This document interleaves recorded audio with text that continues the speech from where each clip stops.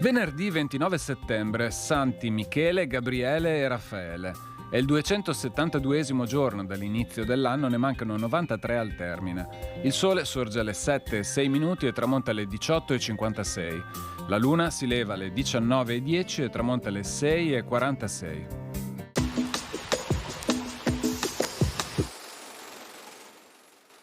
Padova, assediata dalle truppe dell'imperatore Massimiliano, è investita da un terribile fuoco d'artiglieria.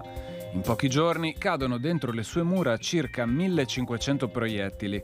Gli sforzi del nemico sono concentrati soprattutto sul bastione di Codalunga, dove i padovani hanno innalzato su un'asta una gatta viva, sfidando a gran voce francesi, tedeschi e spagnoli ad andarla a prendere.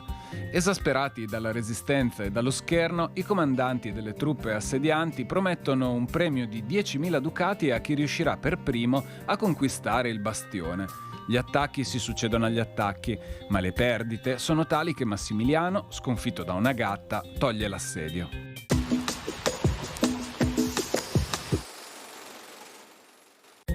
Le previsioni per domani. Non si verificheranno precipitazioni. Cielo sereno o poco nuvoloso sulla pianura e poco o parzialmente nuvoloso sui monti. Temperature senza variazioni di rilievo.